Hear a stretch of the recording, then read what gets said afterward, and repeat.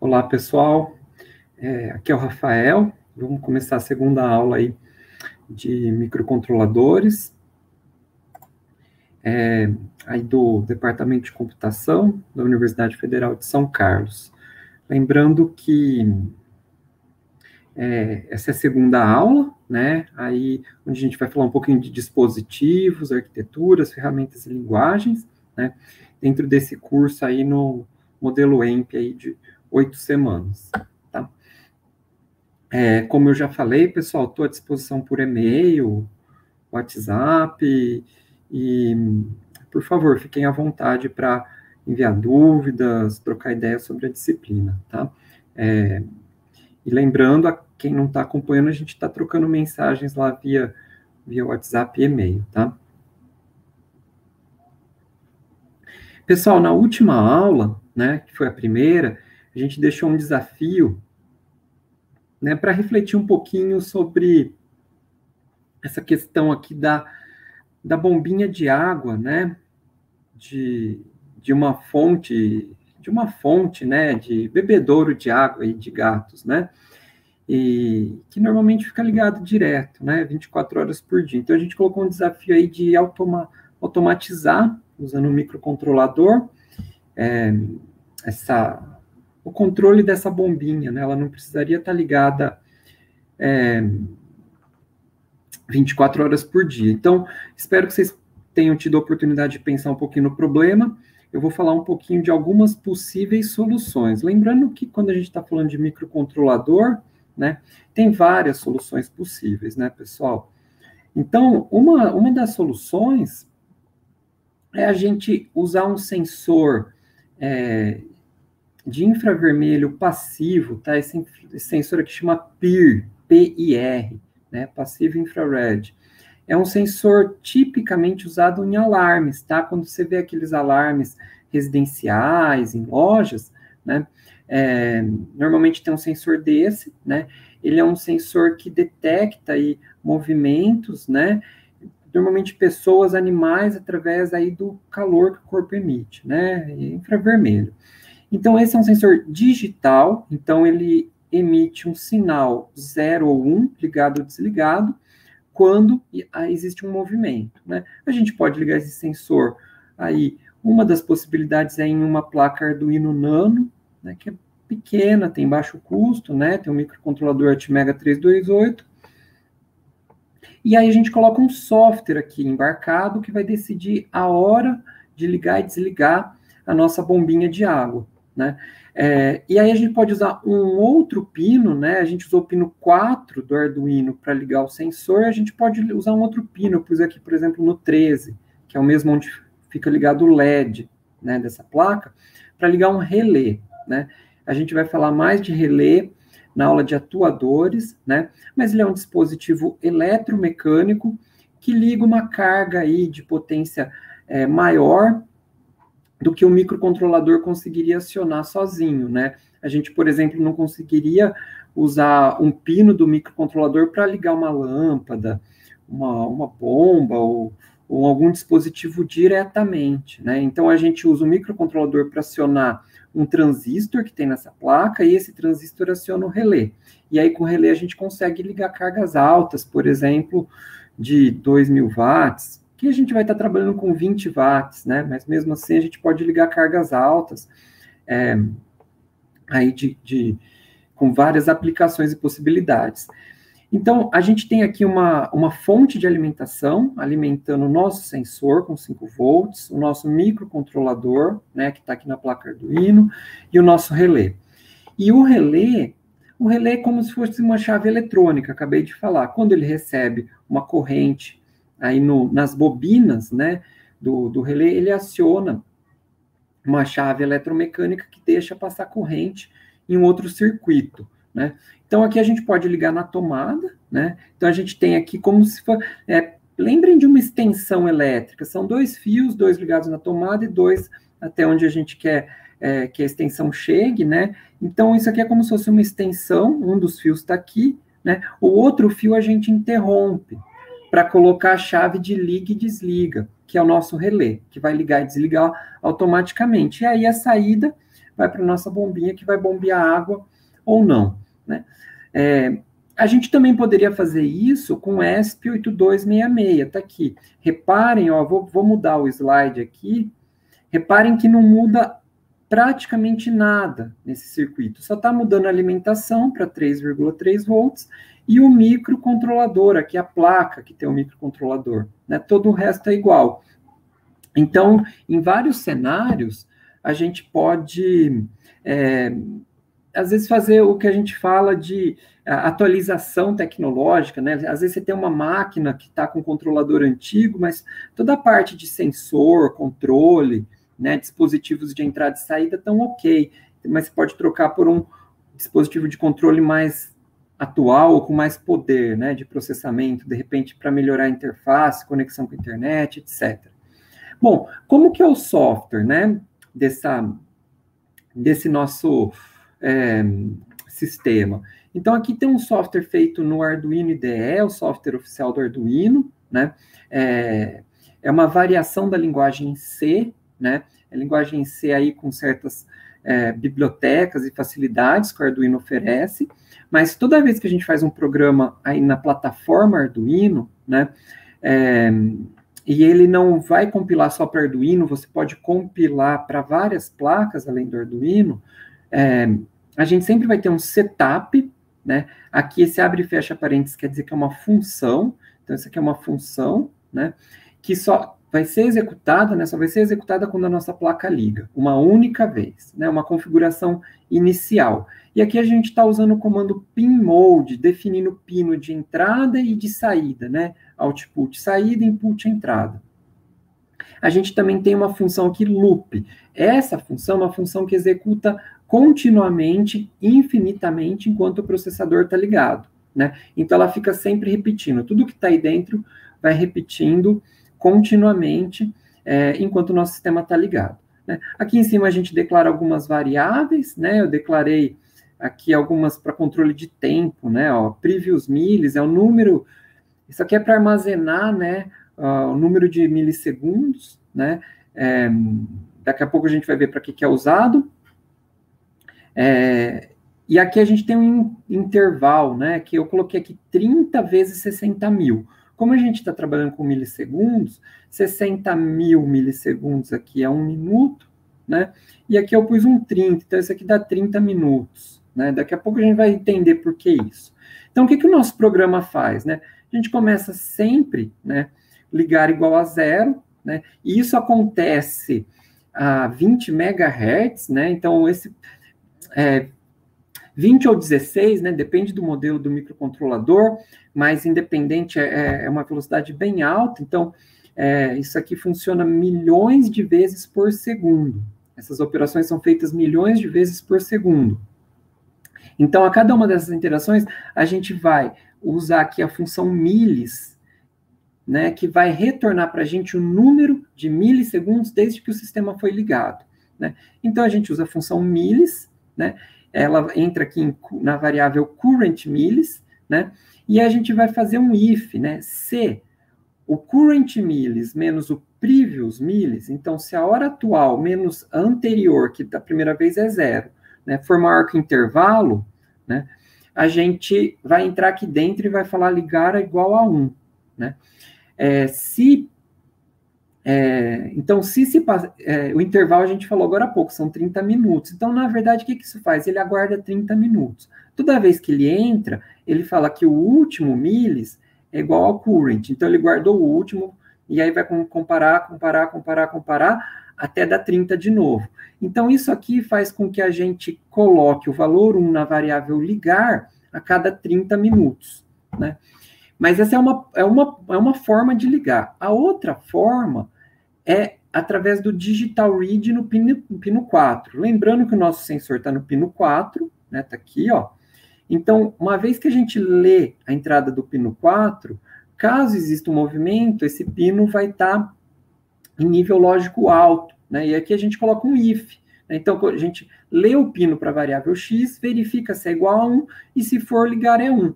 Então, a gente tem a possibilidade dos 30 minutos passarem, do sensor detectar um movimento. Se uma dessas duas condições acontecer, a gente vai ter aqui um if na sequência. Se ligar igual a 1, a gente vai acionar o pino 13 com um digital write, 13 high. Isso aqui liga o relé e, consequentemente, liga a bombinha. E a gente espera 120 mil milissegundos. A bombinha vai ficar ligada por 2 minutos. Lembrando que quando a gente usa uma função delay, né, todo o sistema fica travado, mais nada vai funcionar, a gente não vai ler sensor, não vai contar tempo, né? A gente está totalmente travado durante esses 2 minutos, né? Se não, né, quer dizer, se o ligar não for 1, vai ser diferente de 1, 0 com certeza, porque a gente começa com 0, né? A gente vai desligar o relé e esperar um tempo bem pequenininho, 10 milissegundos. Por que aqui a gente espera um tempo pequeno? Para dar tempo do nosso loop recomeçar, né, zerar o ligar e fazer todas as comparações. Então, isso aqui, esse exemplo nosso está rodando num Arduino Nano, né, que tem um microcontrolador, né, Atmega 328. Esse aqui que está aqui do lado. Isso aqui é uma possibilidade. Pessoal, mas a gente poderia fazer isso com o ESP8266. Esse módulo aí do lado, ele é bem pequeno, né, mais ou menos o tamanho de uma moeda, é até mais barato que o Arduino, e notem uma coisa interessante, o código é exatamente o mesmo, né? Exatamente o mesmo, a gente não muda absolutamente nada. A única coisa que a gente teria que mudar, né, são os pinos, né? Ele tem menos pinos que o Arduino, de entrada e saída, então a gente teria que trocar o 13 e o 4 para os pinos adequados, né? Mas o resto, a gente não muda o programa, tá? Funciona da mesma forma. Então, isso aqui é uma coisa que a gente vai discutir daqui a pouco nessa aula, que é 2 dispositivos diferentes, né? ESP8266, né? Tem um processador lá dentro da Tensilica L106, né? E Arduino Nano, né? Ele tem um Atmega 328. São arquiteturas diferentes, processadores diferentes, placas diferentes, mas com o mesmo código, né? E a gente pode fazer isso, daqui a pouquinho a gente vai ver as ferramentas que viabilizam esse tipo de ação. Tem outro jeito que a gente poderia ter implementado esse sistema embarcado, né? Isso aqui, pessoal, que a gente está apresentando aqui, é um sistema embarcado, bem simples, né? Vamos dizer assim, o pessoal costuma fazer o que a gente fala de Hello World, né? Olá Mundo. Primeiro exemplo de sistema embarcado piscando LED, né? Nesse curso, a gente fez um sistema embarcado um pouquinho mais complicado que piscar o LED, mas notem que também é bem simples, né? Ler um sensor, ou aguardar um tempo, e acionar um dispositivo elétrico. A gente poderia ter feito por blocos, tá? Tudo que está no programa que eu mostrei anteriormente, definição das variáveis, o loop, tá aqui, ó, a leitura dos milissegundos, os ifs, a gente poderia ligar blocos como Lego. A gente só consegue encaixar o bloco compatível com o bloco complementar, né?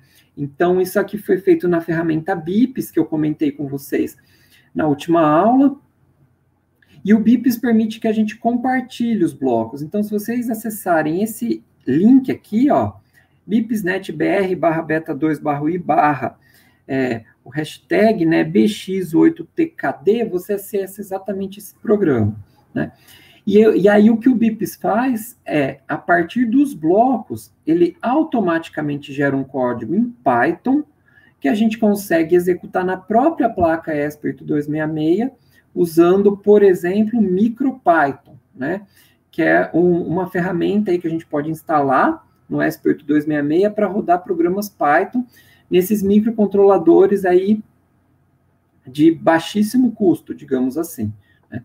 Então, é outra possibilidade. Gente, só para encerrar, queria comentar mais 2 aspectos desse projeto, né? Só para ter uma ideia, acho que é legal, né? Se a gente construir ele com o Arduino Nano, colocando todas as peças, inclusive fonte de alimentação, sensor, relé, né? Fica aí cerca de R$ 95, né? Se a gente construir ele com o ESP8266, fica aí cerca de R$ 82. Isso comprando as peças no Brasil com nota fiscal, né? Se você for comprar na China e comparar os preços, fica mais ou menos 4 vezes mais barato, né? Então, essa versão aqui de R$ 82, né?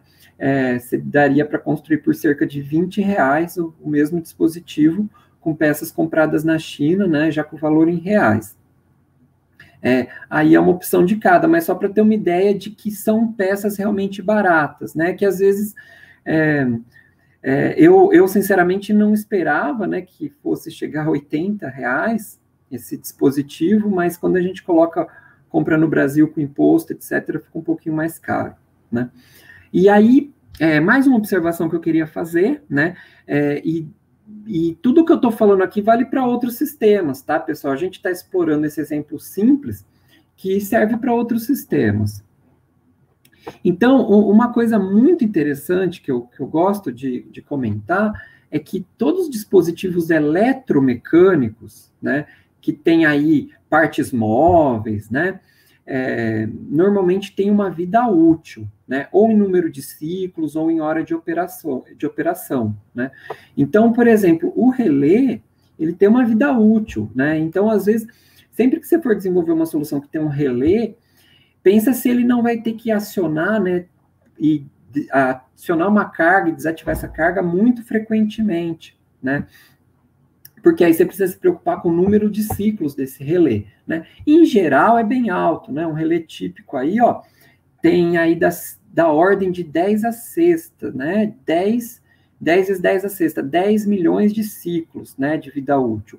Aquela bombinha de água, fui procurar o manual dela, né? Aí cerca de 10 mil horas, né, de vida útil de operação, né? Isso aqui daria 14 meses ligado direto, né? Em condições ideais, né? Então, quando você desenvolve um sistema embarcado, especialmente se você tem um cliente, alguém que está encomendando, em alguns casos o cliente vai querer saber se vai ter um retorno de investimento, né? A gente chama isso de ROI, Return of Investment, né? Será que o sistema embarcado que eu estou comprando vai se pagar? Ou o investimento aí é mais pela comodidade, né? Então, eu fiz as contas aqui, por exemplo, a gente tem essa bombinha aí de água, né, que custa aí cerca de R$ 40, duraria cerca de 1 ano, 14 meses, né? E aí provavelmente ela ia dar algum problema, se tiver ligado direto a gente teria que trocar, mas a gente poderia calcular, né? Essa bombinha de 20 watts, né? Tem várias calculadoras aí na internet, ou você pode fazer na mão, você pode calcular o consumo dela de energia, né? Eu calculei aqui de forma aproximada, que essa bombinha aí, ela consumiria aí cerca de 14 kWh no mês todo, né?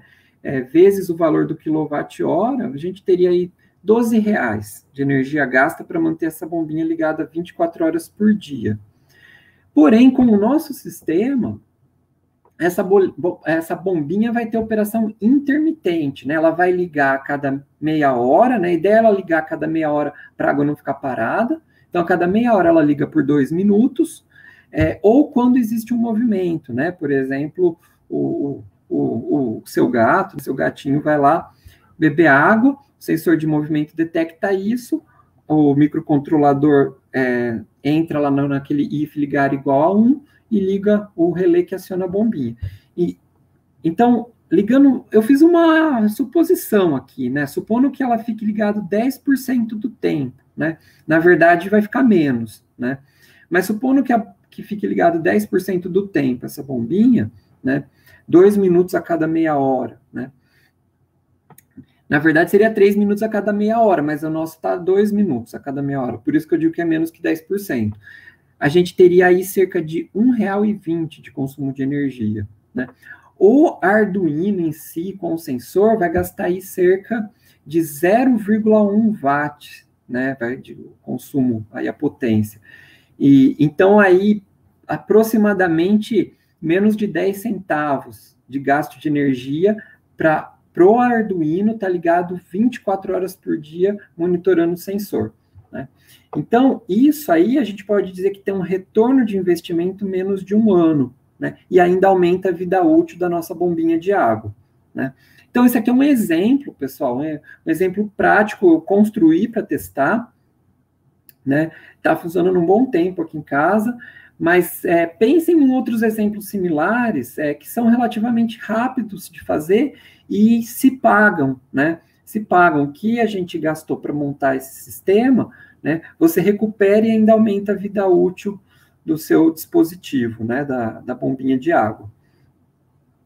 Bom, agora indo para o foco da aula, tá? A gente estava falando aí da solução do desafio da semana passada, mas o foco da nossa aula de hoje é falar um pouquinho mais, entrar um pouquinho mais em detalhes sobre microcontroladores, né?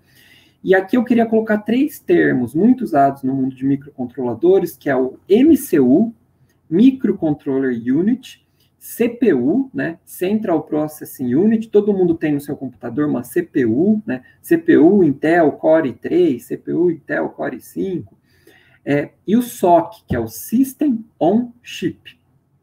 Daqui a pouquinho a gente fala do SoC. Vamos começar com a MCU e com a CPU. Então, vou tomar a liberdade, né, de inverter a ordem, começando aqui pela CPU, que é o que a gente tem nos nossos computadores, né? Tipicamente, você compra um laptop, um desktop, você escolhe lá, eu quero um processador AMD Ryzen, eu quero um Intel Core i3, etc. O que normalmente a gente tem? A gente tem, aqui onde eu estou destacando com o mouse, a gente tem uma CPU, mas essa CPU não funciona de forma autônoma, né? Ela precisa de vários componentes, chips, auxiliares para funcionar. Então, a CPU tem vários pinos, né? Você pegar uma CPU, vocês já devem ter desmontado por curiosidade, né? Pegar o processador de um computador, você vai ver que tem muitos pinos, né? Esses pinos, né, constituem portas de entrada e saída, onde a gente vai ligar, né, normalmente através de um barramento, a memória RAM, né? Sem a memória RAM, a CPU nem liga, né? Faz aqueles bips lá de erro. A gente vai ligar um chip controlador, e nesse chip controlador a gente vai ligar um SSD ou um hard disk, né? Ou um disco de estado sólido, ou um disco convencional, placa de som, USB, serial, impressor. Então a gente vai ligando esses dispositivos nessa interface de comunicação da CPU, né? A CPU é um chip e a gente precisa de vários chips auxiliares, né? Assim, de forma aproximada, eu penso que a gente precisa de pelo menos aí uns 7, 8 chips auxiliares para uma CPU funcionar. Você tem a CPU, você tem a ponte para acessar a memória, né? Você tem aí algum tipo de disco, né? Algumas CPUs precisam de uma BIOS para fazer o processo de boot. Então, a gente vai montando uma placa. Você pega a placa-mãe de um PC, tem vários chips que auxiliam no funcionamento da CPU, né? E você precisa de uma fonte de clock, né? Que dá base de tempo, né? Para a CPU funcionar. Normalmente, o clock tem uma frequência de operação menor que o da CPU, e aí a gente tem vários multiplicadores para chegar lá na frequência de operação da CPU, né? E uma característica é que a CPU é extremamente especializada, né, e extremamente rápida, né? Então, são processadores aí de alta performance, né? Então, isso aqui é o que a gente tem nos nossos computadores. Por outro lado, voltando aqui no nosso MCU, no nosso Microcontroller Unit, a gente tem um único chip, tá? Aqui está delimitando um único chip, em que a gente colocou dentro desse chip todos esses acessórios necessários para a CPU funcionar. Então, lá dentro do microcontrolador, a gente tem uma CPU, tá? Normalmente bem mais modesta, né? De capacidade de processamento menor que a de um PC, né? Com menos capacidade de endereçamento, velocidade, instruções, né? Mas lá nesse mesmo chip, a gente também tem memória RAM, a gente tem memória ROM, né? Que é somente leitura, normalmente é uma memória flash, a gente tem I/O, em alguns microcontroladores a gente tem até um circuito de clock no próprio chip, então você não precisa nem de um cristal externo.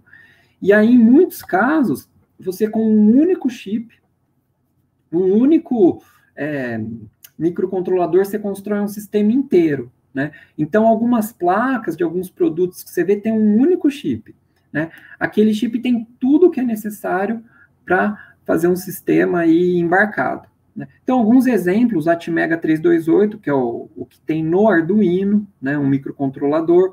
O PIC, por exemplo, 18F452, tem muitos, MSP 430, 8051, e por aí vai, né? Tem muitas opções. Então, e aqui eu queria contar uma história rápida, eu acho que é muito legal a gente contar um pouquinho dessa história. Se a gente voltar lá no tempo para 1971, aproximadamente, né, foi um marco histórico, né, com o surgimento do Intel 4004, né? O Intel 4004 é uma CPU, não é um microcontrolador, mas eu quis colocar aqui porque foi um marco, né, nessa área. Então, era um microprocessador, né, de 750 kHz de velocidade de clock, né, então ele não chega a ter nem 1 MHz, né. Tem memória, ele precisa de memória RAM e ROM externas, então são chips externos para memória RAM e ROM, né, e ele trabalha aí com cerca de 600 bytes de memória, né, menos de 1K, né. Cada byte é como se fosse um número de 0 a 255. Né? Se você quiser colocar números maiores, você precisa de mais bytes, né, por número, né? Mas se você considerar em números de 0 a 255, você tem 1 byte, né? E a memória ROM, onde está o programa, até 4K, né? Onde a gente coloca a nossa lógica, né, a inteligência do nosso sistema, né? E é um chip de $60, né? Lá em 1971. O que é interessante no nosso contexto, né, em microcontroladores, é o trabalho da Texas Instruments, né, que é uma empresa realmente líder na área de microcontroladores, quando ela lançou em 1971 um dos primeiros microcontroladores, né, que passou a ser amplamente vendido em 1974, por isso que tem 71/4 aqui. Né? Então, é o TMS 1802, né, da série TMS 1000, né, funciona a 300 kHz, né, então mais lento que lá o Intel 4004, né, 1K de ROM, 128 bytes de RAM, né, e custava $2. Olha, um dos primeiros microcontroladores custava $2, relativamente barato, né. Então, isso aqui é bem interessante, a gente ter esse produto que viabilizou várias outras coisas que a gente já vai ver, né? Bom, correndo aqui na linha do tempo, eu resolvi não colocar detalhes de cada um, né? Coloquei alguns pontos que eu achei relevantes, mas a gente teve aí na década de 80, por volta de 1980, o Intel 8051, né? 8051 é considerado um dos microcontroladores mais usados de todos os tempos, né? Eu diria aí que dezenas de milhares, se não milhões de produtos foram desenvolvidos com 8051. Então, um alarme residencial, alguns fornos, micro-ondas, algumas geladeiras, várias automações de máquinas, né? Muitas soluções, né, foram feitas com o Intel 8051. E até hoje existem soluções baseadas em versões mais modernas do Intel 8051. Né? E hoje vários fabricantes produzem produtos baseados nessa arquitetura aqui do Intel 8051. Um pouquinho mais à frente, por volta de 85, surgiu o microcontrolador PIC, né, o PIC da Microchip, que, especialmente no Brasil, ele é muito usado, né? Foi muito usado, é muito usado ainda, e tem muitos produtos baseados em PIC, né? Eu mesmo, sem querer, vendo dentro de produtos como curioso, né? Uma vez desmontei um no-break, tinha um PIC dentro do no-break, né? Equipamento de diagnóstico de carro, rastreador de carro, né? Então, são microcontroladores aí de baixo custo, né? Bem populares no Brasil, fabricados por essa empresa que se chama Microchip, né? Microchip é o nome da empresa. Um pouco mais à frente, a gente teve o surgimento da família de processadores AVR, né? E esses processadores AVR estão dentro dos microcontroladores Atmega, né? E os microcontroladores Atmega viraram assim uma febre, né? Ficaram muito populares a partir do momento que o Arduino, né, que é uma placa de prototipação popular e de baixo custo, o Arduino passou a ter um Atmega 328 como o seu microcontrolador, né? Então, o Arduino nada mais é que uma placa com interface USB, fonte de alimentação e terminais de fácil acesso para o microcontrolador, né? Mas todo o funcionamento está ali no Atmega 328, né? Realmente, isso aqui fez tanto sucesso, se tornou tão popular, que alguns microcontroladores passaram a ficar até um pouco mais esquecidos, né? E algum tempo depois, a própria Microchip comprou a Atmel, que é a fabricante da Atmeg, e hoje é a mesma empresa, né? A Microchip fabrica o PIC e a família de microcontroladores Atmega, né? E aí, se a gente andar mais um pouquinho, mais próximo aí de hoje, né, por volta de 2016, né, lá 2011, 2012, a gente teve o ESP8266, que eu falei agora, né, aquele de R$26, e aí, por volta de 2016, a gente teve o ESP32, né, aqui a gente já está falando de um SoC, de um System on Chip, né.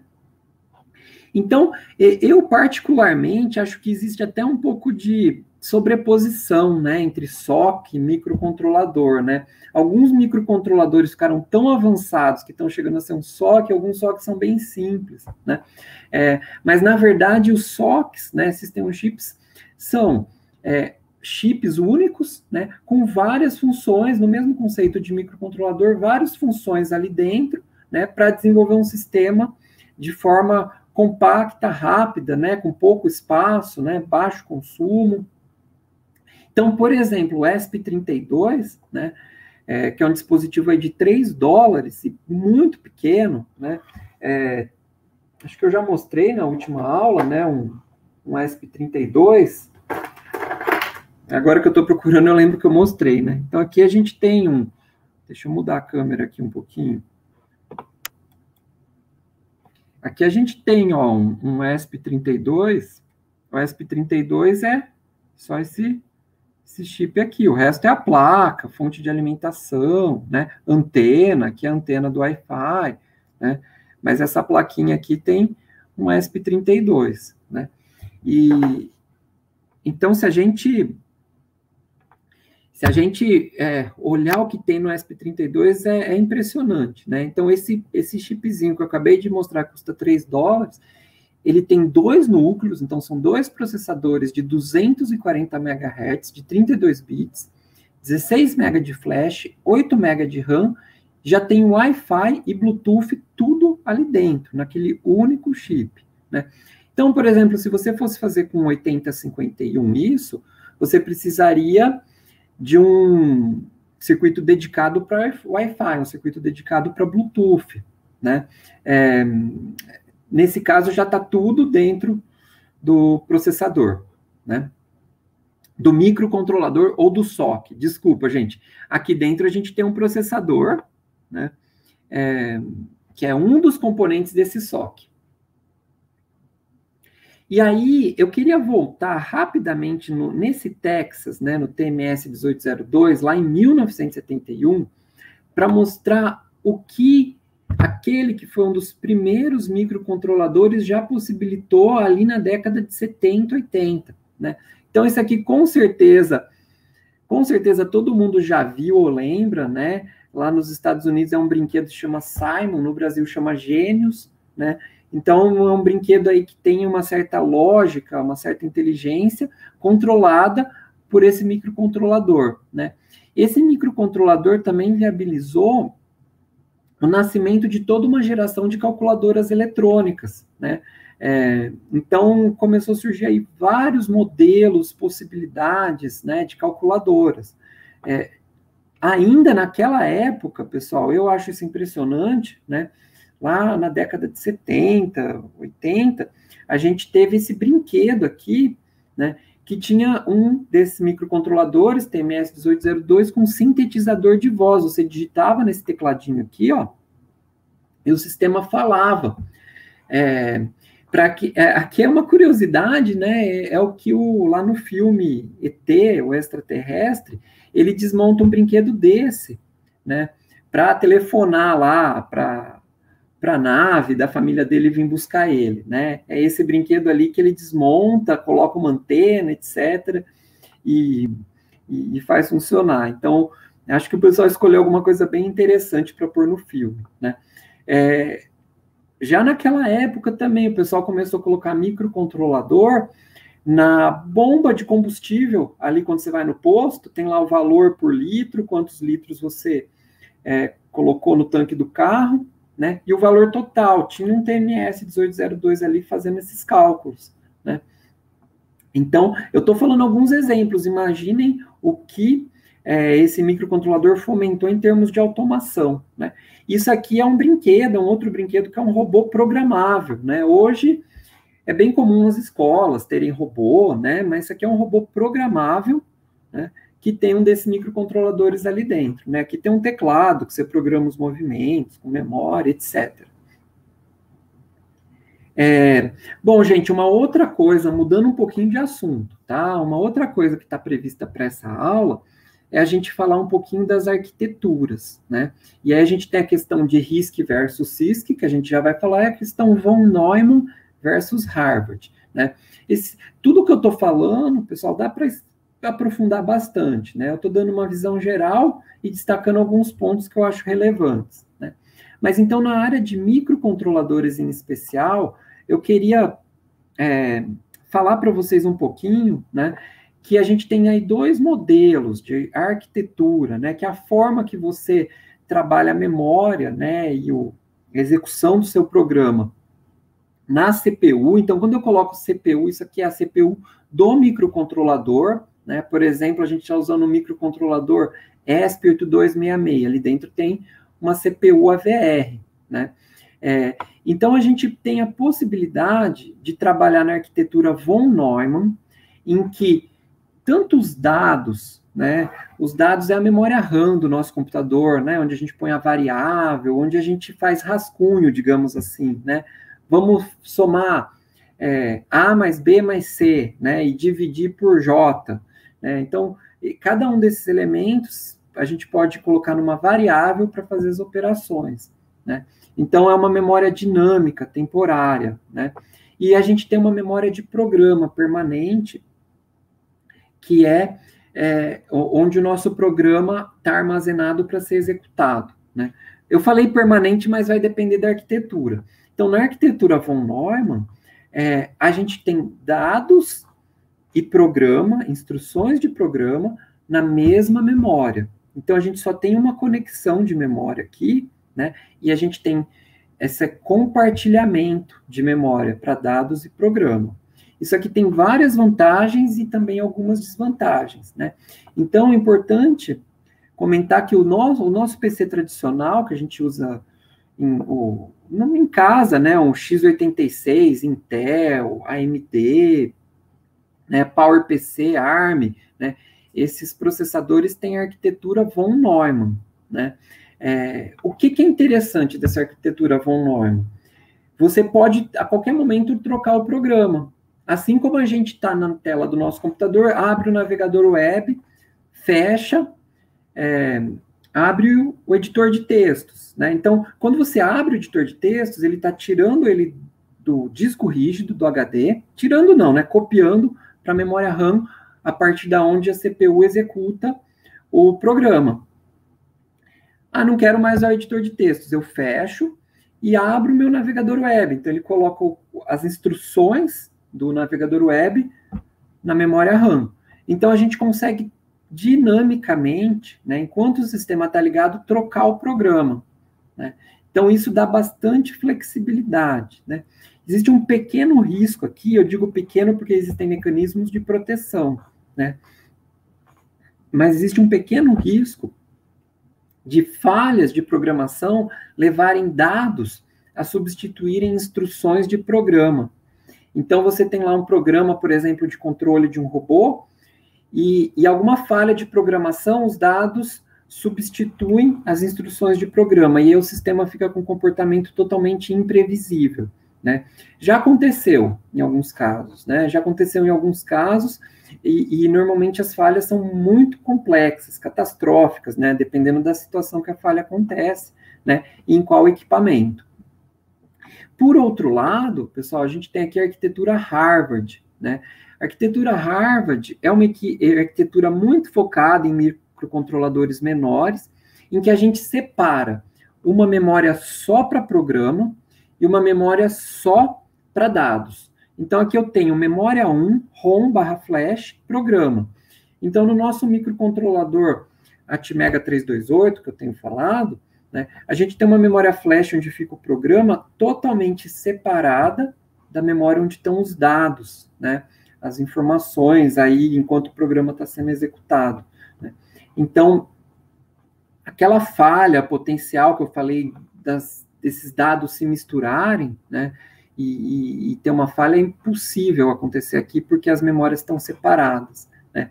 E aí fica uma arquitetura também um pouco mais simples, né, em termos de buscar as informações, né, uma instrução atrás da outra.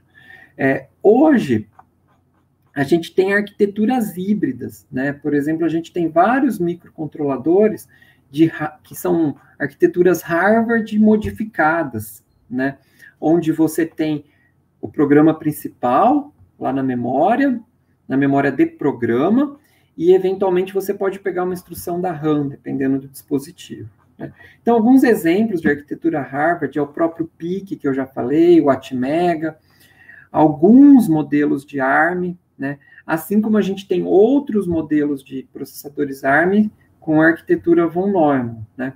Então, essa aqui é uma visão das arquiteturas aí de microcontroladores, né?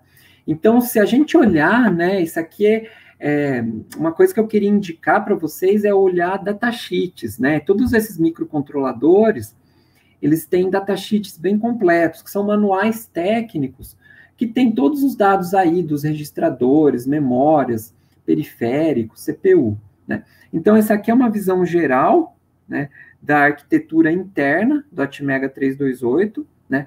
Como eu comentei com vocês, dentro do Atmega 328 a gente tem isso aqui, ó, que é uma CPU.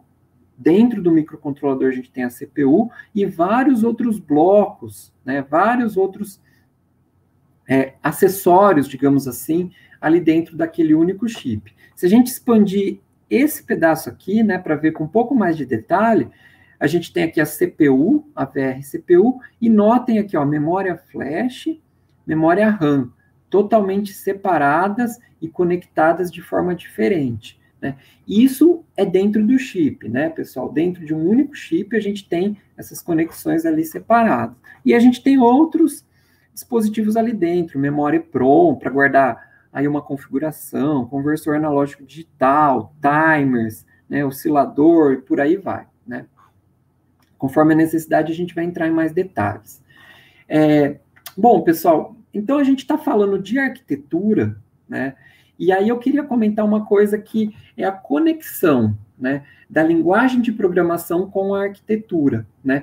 Como que você, né, de um Arduino IDE, né? Essa tela aqui é do Arduino IDE, que é muito popular, muita gente conhece, né? Já viu. Você pode colocar uma instrução lá, digital write 13,high, né? Lá no Arduino, o que isso faz é acender o LED, por exemplo, digital write, né? Escreva no pino digital 13, high, ele liga o LED. Digital write 13,low, ele desliga o LED, né? Isso em linguagem C. Quando a gente compila esse programa, né, uma das etapas da compilação transforma esse programa aqui, né, numa etapa intermediária que é o código assembly, né? É uma linguagem de máquina aqui, né, em assembly, só que com mnemônicos. Então, ele vai traduzir para uma instrução de máquina SBI, port B,5, que isso representa aí um código de máquina, por exemplo, 1001, 1010, 0010, 1101. Né? Isso aqui é um código de máquina, e isso é o que de fato é gravado na memória, né? Então, cada instrução gravada ali na memória de programa, então essa memória de programa que eu falei aqui, ó, quando a gente grava, né, o nosso programa no microcontrolador, ele vai receber uma sequência de zeros e uns, né? Cada sequência de zeros e uns representa uma operação, né, através de uma instrução. Então, esse 1001.10.10 aqui, ó, se a gente pegar o datasheet, de novo, tá aqui o link para quem quiser conhecer, ali do datasheet ele tem a representação, né? O que é o SBI? 7-bit in I/O register, né? Então, ele vai setar um bit num registrador de entrada e saída. E aqui a gente tem a parte que é a definição do comando, qual porta a gente quer e que valor a gente quer, né? Então, a partir de um programa em C, né, a gente vai chegar num conjunto, né, de zeros e uns, que é a instrução de máquina, né, que é o machine code, que a gente põe lá na memória flash, né, gravado uma vez, né, a gente pode regravar várias vezes, mas a gente grava uma vez, e a partir desse momento ele vai executar linha após linha, né, esses códigos. A gente vai falar mais um pouquinho disso, pessoal, mas antes, quero colocar outro aspecto de arquitetura, né, que é o CISC versus RISC, né? O CISC é o Complex Instruction Set Computer, né? Então, é computador de conjunto de instruções complexo, né? Isso aqui que eu estava mostrando no slide anterior, eu estou dando o exemplo de uma instrução, a SBI, 7-bit in I/O register, né? Então, poderia ser uma dessas instruções de um conjunto de instruções, né? E a gente tem, por outro lado, o RISC, que é o Restricted Instruction Set Computer. Então, é um computador de conjunto de instruções restrito, reduzido, né? O pessoal traduz muito como reduzido. Então, normalmente, né, a gente tem vários computadores, o PC, né, o PC baseado em Intel, AMD, são processadores CISC, né? Particularmente, são processadores, né, que eles têm a seguinte filosofia: vamos colocar funções, instruções extremamente avançadas e complexas no processador, né, para aumentar desempenho. Isso torna o processador maior e mais complexo, né? Então, aqui tem um termo que eu pus aqui, ó, foco no hardware, né? Então, a gente tem instruções complexas que levam vários ciclos. Como assim levam vários ciclos? Eu não estava falando lá que o nosso microcontrolador Atmega 328 tem 16, 20 MHz de clock. Algumas instruções executam em um ciclo de clock, né? Algumas em 4, dependendo da instrução. Então, no CISC, isso é variável. A gente tem instrução que leva mais de 100 ciclos de clock, né? E, por exemplo, um processador CISC, o Pentium, por exemplo, da Intel, ele tem instrução até mesmo para comparar texto. Eu dou um texto A, um texto B, ele vai dizer... O próprio processador tem uma instrução para dizer se esses textos são iguais, né? O que é uma instrução bastante complexa e avançada em termos de implementação de hardware, né? Então, a gente tem muitas instruções, centenas de instruções no processador CISC, e instruções complexas que levam vários ciclos, né? E, inclusive, as instruções podem acessar diretamente a memória, né? Então, o 68K da Motorola é um exemplo, o x86 do PC é outro exemplo. Por outro lado, se a gente pegar um processador RISC, né, a gente tem o foco no software. Então, a filosofia é fazer um processador bem simples, com instruções bem simples, né, que executam em um único ciclo de clock, né, com funções simples, só que o programa fica muito maior. Então, o conjunto de instruções, né, a sequência de opcodes para você rodar um mesmo programa em CISC é menor do que em RISC. Porque em RISC você precisa de muito mais instruções para fazer a mesma coisa que uma operação em CISC, né? Qual que é o impacto? Você precisa de mais memória de programa, né? Essa memória aqui, né, do programa, em CISC você precisa de mais instruções, né, para fazer uma mesma função que em RISC. Bom, mas o que a gente tem aí de interessante? A gente tem o compilador para fazer isso para a gente. Então, quando você coloca lá uma sequência de comandos em C, né, e manda compilar, o compilador vai ter que usar os seus algoritmos internos para gerar todos esses códigos RISC, né, todas essas instruções, né. Outra abordagem aí da arquitetura RISC é ter poucas instruções. Então, além da gente ter menos, das instruções serem mais simples, né, executarem em ciclos de clock menores, a gente também tem um número menor de instruções. A ideia é você ter um conjunto básico e você conectá-las, né, para gerar qualquer programa. Então, por exemplo, um Atmega 328, eu não sei se isso foi atualizado, né, ele teve algumas melhorias, né, aí tem cerca de 100 ou menos instruções, do PIC, que eu trabalhava bastante, por exemplo, 16F84, se eu não me engano, tem 75 instruções, né? Então, enquanto o CISC, você tem um processador aí com 200 instruções, né? Então, exemplo é o PIC, o Atmega, o ARM, né? O ARM é um processador RISC, né? Tanto que ARM vem de Advanced RISC Machines. E aqui tem uma coisa legal comentar, né? Os processadores CISC acabaram ficando tão complicados, né? Tão complexos, que hoje eles têm aí uma abordagem híbrida, né? O compilador, quando você compila um programa numa arquitetura CISC, ele gera instruções CISC, mas lá dentro do processador, você tem um núcleo RISC, só que esse núcleo RISC a gente não tem acesso, né? Esse núcleo RISC é alimentado, né, por um núcleo maior, né, que através dos microcodes. Então, por exemplo, uma instrução que eu comentei agora há pouco, comparar uma string, pegar dois textos e comparar. A gente pode até pensar na lógica de um programa assim. Você vai pegar a primeira letra do primeiro, comparar com a primeira letra do segundo. Se for diferente, sai e já diz que é diferente. Se não, pega a próxima letra do primeiro texto, próxima letra do segundo texto e compara. Se for igual, continua. Se não, pode sair. Então, essa instrução CISC avançada, né, o pessoal programa, essa instrução ela é criada através de um microcode. Então, tem um código que implementa ela com instruções mais simples RISC para um núcleo RISC, né? Tanto que você pode fazer a atualização do microcode. Então, lá dentro de um processador Intel, por exemplo, você tem tabelas, né? Você tem você tem a programação do processador, digamos assim. Dentro do processador tem pequenos programas de como cada instrução funciona, como cada instrução de máquina funciona, que inclusive, em alguns momentos, elas tiveram bugs aí no passado e foi necessário fazer uma atualização nos processadores, né? Então,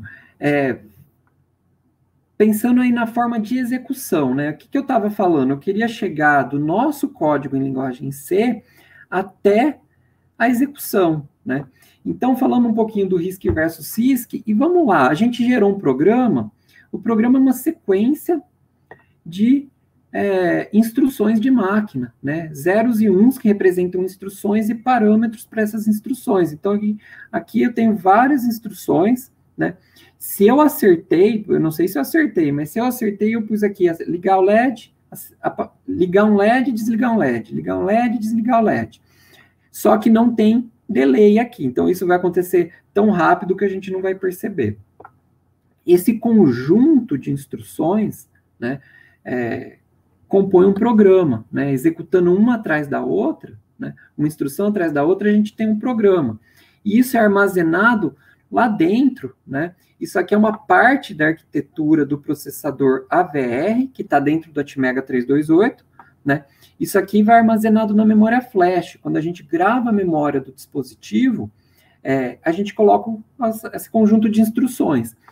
E aí, o que a CPU faz é ir lá na primeira instrução, transferir ela para o registrador de instrução. Então, está aqui. Então, a gente pega a primeira lá da memória, coloca no registrador de instrução e decodifica. O que é decodificar? Esses vários zeros e uns aqui vão indicar o que eu quero fazer dentro da minha CPU. Quero fazer uma operação matemática, eu tenho um fiozinho, um bit, que aciona a unidade lógica aritmética, essa aqui é a ALO. Eu quero copiar, eu quero setar um bit. Eu tenho um fiozinho que sai aqui do decoder, do decodificador, que coloca um valor aqui no barramento, né? Eu quero fazer uma subtração. Eu tenho um fiozinho que sai, né? fiozinho é jeito de falar, né? É um sinal elétrico dentro do processador que ativa ou desativa algum sistema lógico, né? Então, basicamente, a sequência das instruções é colocado uma a uma em um decodificador, e esse decodificador, com base na instrução, vai ligando e desligando partes da CPU, né? Ligando e desligando não é a melhor expressão, vai requisitando, né? Vai requisitando e fazendo um desses atrás do outro, né?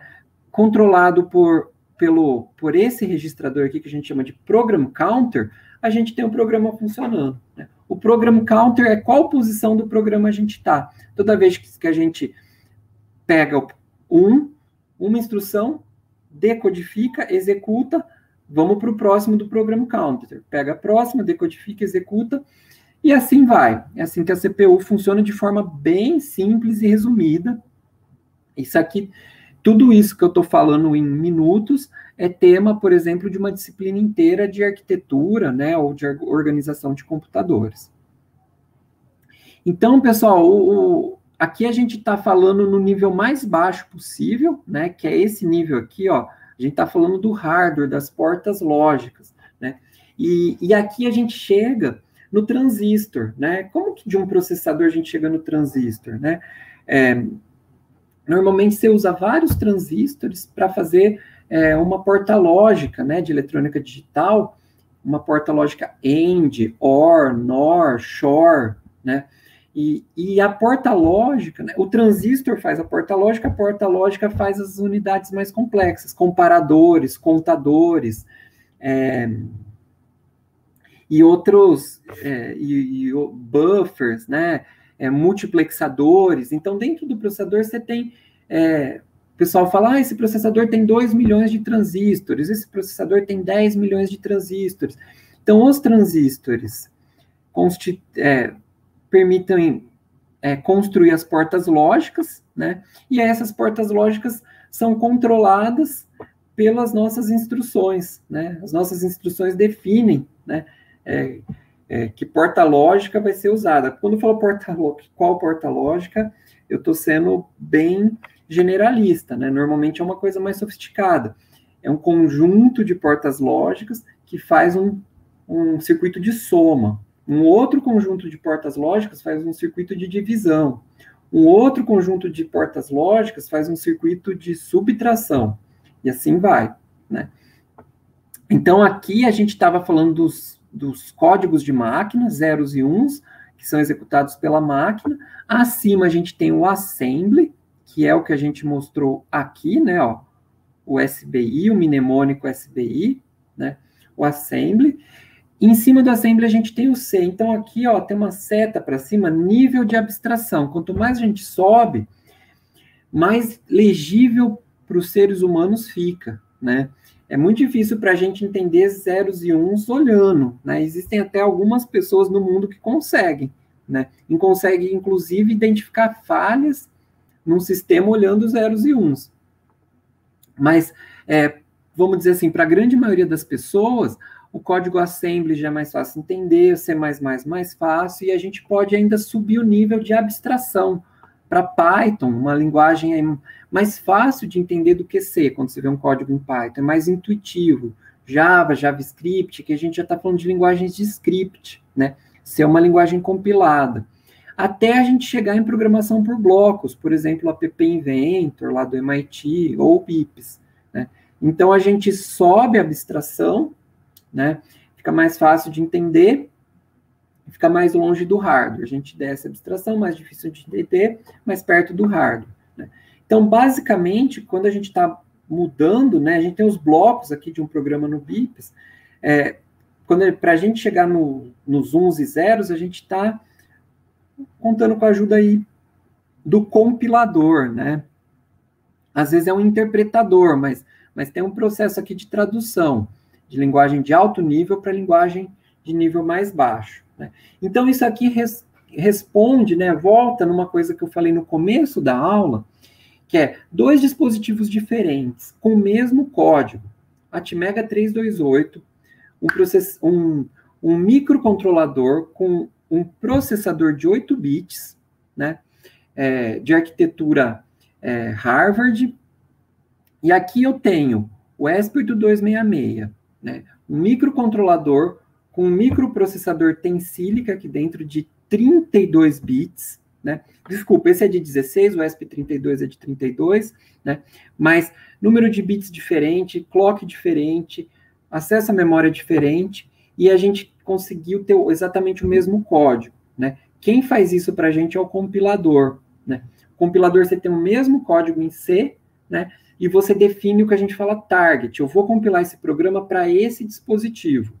Ah, agora eu vou compilar esse programa para esse dispositivo, né? Então, quando você avisa o compilador, tinha uma imagem, quando você avisa o compilador qual o hardware de destino, quando você avisa, não, você sempre tem que avisar, né? É um parâmetro obrigatório, né? Quando ele não pergunta é porque tem um padrão, mas você diz qual é o hardware do destino, e aí ele trabalha com o seu código de alto nível para transformar nos zeros e uns compatível com aquela máquina de destino, aquela arquitetura de destino, né? Então, o compilador vai pegar um código de alto nível, né?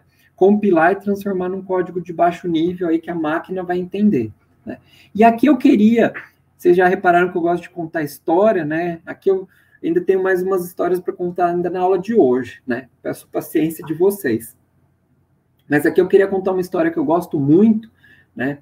Que é do Unix, é um sistema operacional aí que está nas raízes de muita coisa que a gente usa hoje, né? FreeBSD, Linux, Mac, né? As origens do macOS é Unix, né? macOS é Unix, Android é baseado em Linux, que é Unix, tudo isso remonta lá década de 60, quando Ken Thompson e o Dennis Ritchie criaram o Unix, né? E eles criaram a primeira versão do Unix, né? Eu acho isso impressionante, em código de máquina, em linguagem assembly, né? Só um minutinho.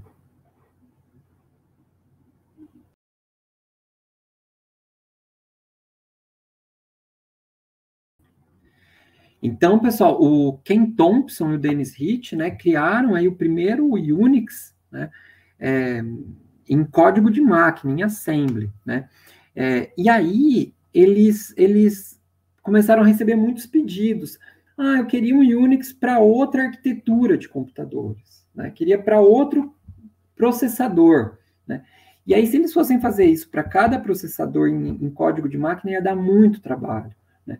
Então, já existiam alguns compiladores, como o B, por exemplo, o BCPL, mas aí o Dennis Ritchie resolveu criar a linguagem C, né, com o intuito de escrever o Unix uma única vez e compilar para várias arquiteturas e processadores. Então, eles fizeram um código do Unix e agora vamos compilar para o PDP-11, é uma das máquinas daquela época. Vamos compilar para o VAX, né? Estou dando exemplos aqui.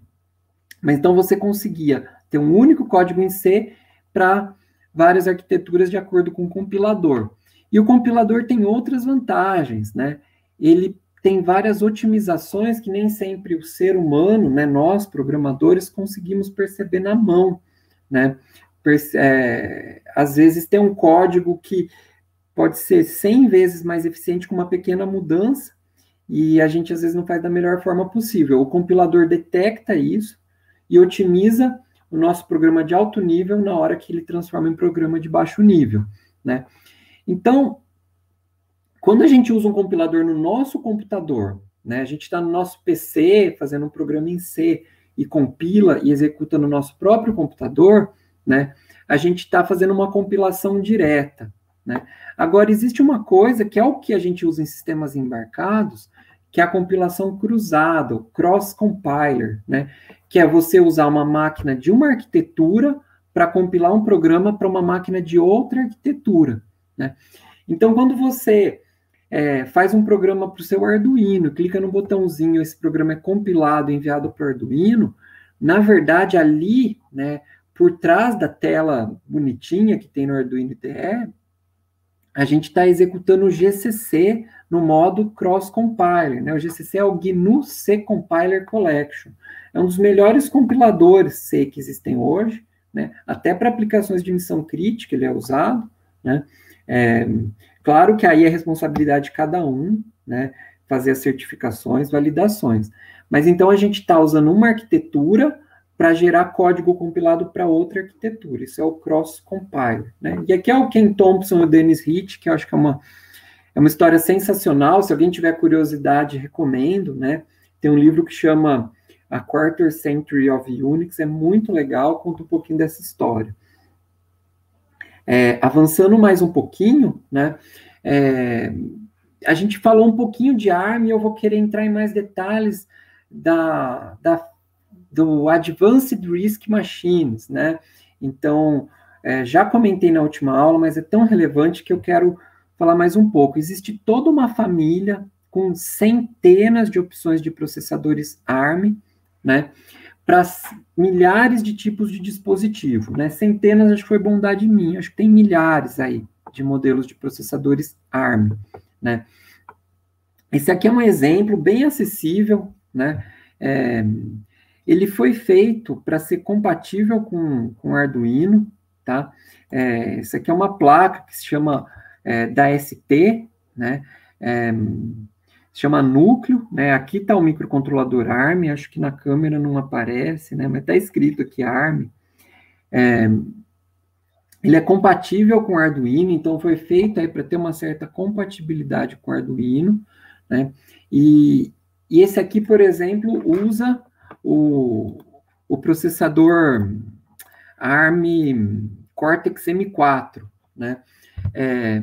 Que inclusive tem ponto flutuante, tá? Pô, não é todo microcontrolador que tem ponto flutuante, que faz cálculos aí em números com casas decimais, né? 180 MHz, né? 512K de memória flash, que é aquela ROM que fica o programa, 128K de RAM, que é aquela RAM onde ficam os dados, temporizador, comunicação USB, serial, CAN, né? Automotivo, várias entradas genéricas, conversor analógico digital, etc. Esse aqui é uma plataforma acessível e muito poderosa. Eu queria comentar, né? Um modelo de microcontrolador usado na indústria automotiva, em várias aplicações aí bastante sérias e avançadas, né? E com custo bem acessível. Então, eu queria comentar desse microcontrolador, que vou dizer assim que é até modesto, perto de um outro, que eu vou mostrar agora também, ARM, né? Que é feito pela NVIDIA, né? Então, o que a NVIDIA faz, né? Vários fabricantes fazem isso. Eles pegam um núcleo ARM, né? Eles têm uma licença da ARM. Então, a ARM não fabrica seus processadores ARM, ela vende a licença do processador, né? E isso aqui é um SoC, né? A gente falou um pouquinho já de SoC. Isso aqui é um System on Chip, o Tegra K1. E dentro do Tegra K1, né? Olha só, num único chip, a gente tem aqui tá, ó, 4 processadores ARM, Cortex A15, com mais de 1 GB cada um, memória cache, essa unidade Neon SIMD é uma unidade aí de cálculo vetorial de alta performance, e etc, né? A gente ainda tem um processador ARM7, a gente tem um processador de vídeo, a gente tem 192 processadores de GPU GeForce. Então, a gente tem uma placa de vídeo GeForce dentro do mesmo chip que a gente tem 4 núcleos ARM, né? Além disso, no mesmo processador, a gente tem HDMI, segurança, controlador DDR, porta serial, USB, SATA, processador de imagem, de áudio. Então, esse System on Chip permite fazer aplicações extremamente avançadas com um único chip. Por exemplo, um tablet, né? Um tablet aí de última geração, um smartphone, ou um computador de alta performance, né? Existem alguns aí que a bateria dura 15 horas que tem um chip desse, né? Uma das premissas da família ARM é baixo consumo de energia, né? E isso aqui é uma plaquinha, né? Da Toradex, inclusive, que é uma empresa suíça que tem forte participação de brasileiros, né? Algumas operações da Toradex, são feitas aí no Brasil através de um pessoal muito capacitado, né? É uma plaquinha aí de 8 por 4 por 6, né? centímetros. Não, desculpa, 8 por 4 centímetros, né? E 6 milímetros, né? Então, a gente tem aqui o Tegra K1, aqui é memória, né? Aqui do lado, e nessa plaquinha aí de 8 centímetros, a gente tem mais poder computacional do que a maioria dos notebooks que a gente tem aí com as pessoas em casa, né? E já que eu falei de ARM, pessoal, eu queria pedir a paciência de vocês mais um pouquinho na aula de hoje para contar um pouco da história da ARM, que é muito legal, e essa história dá para ficar horas falando, vou falar em minutos, né? Mas tem uma coisa muito curiosa, né, da história da ARM. Lá na Inglaterra tem uma fundação, né, que faz várias... Eles começaram querendo atualizar, né, a população nas questões computacionais, né? Então, a BBC, né, que faz documentários muito legais, etc., criou toda uma iniciativa de computação, né, e criou um computador que chama BBC Micro, projetado e fabricado sob encomenda por essa empresa, que chama Acorn, né? Então, eles fizeram esse primeiro computador pessoal para usar em casa, residencial, em 1981, né, de 2 MHz, 16K de memória, né, e foi um sucesso ali na Inglaterra, né. Alguns anos depois, eles resolveram fazer um computador mais poderoso, né, e aí foi curioso, né, que uma das coisas que eles fizeram foi procurar Intel, né, na época a Intel estava lançando 286. E aí, história é sempre complicado, né, pessoal? Vou falar o que eu li, o que eu ouvi, né, de especialistas, mas sempre eu mesmo tenho dúvida, né, se esse é o fato exato, né? Eu vi isso em sites confiáveis, mas eu não sei se é exatamente isso. Mas conta a história que a Intel recusou, né, oferecer o manual e vender chips 286, do processador 286, para esse pessoal da Acorn, né, para fazer o novo BBC Micro, né? Isso é o que a história diz, né? E segundo essa história, o pessoal da Acorn, que só fabricava o computador, falou assim, então vamos fazer o nosso próprio processador, né? E aí, em 1983, eles criaram o Acorn RISC Machine, né? Acho que depois repararam que podia ser um nome mais legal, mudaram para Advanced RISC Machine, né? O famoso processador ARM, né? E desde o começo, né, do processador ARM, né, desde sua concepção, a ideia é ser um processador simples, com bom desempenho, ocupando pouco espaço e baixo consumo de energia. Desde o começo sempre foi assim, né? Ele foi projetado desde o primeiro chip com isso em mente. Então, lá em 87, eles já lançaram o primeiro computador com interface gráfica, mouse, etc., já baseado em ARM. Em 1987, a gente teve um computador pessoal, desktop, baseado em processador ARM. Eu acho isso interessante como reflexão, porque agora a gente está vivendo, e vai viver cada vez mais, uma invasão de computadores baseados em processadores ARM, que tem várias vantagens, né? Então, eles criaram a 87, e aí, em 1990, né, lá em 90, é interessante notar que a Corn, né, resolveu focar a questão de processadores e criou uma nova empresa, que é a ARM Holdings, né, só focada nos processadores ARM, com forte participação societária, né? Forte não, é pelo menos 50%, eu não lembro detalhes, né? Mas da Apple, né? Então a Apple é sócia, ou era, daqui a pouco eu vou falar o que aconteceu, né? Mas a Apple aí participou da criação como sócia da ARM, né? E um dos primeiros produtos que usaram o processador ARM na Apple, que eu acho sensacional, é o Newton, né? Foi um protótipo, chegou a ser anunciado, começou a ser vendido, mas eu entendo que foi um fracasso de mercado, talvez ele tenha sido muito à frente do seu tempo, né? Que é um PDA, né? A gente teve a era dos PDAs, que era...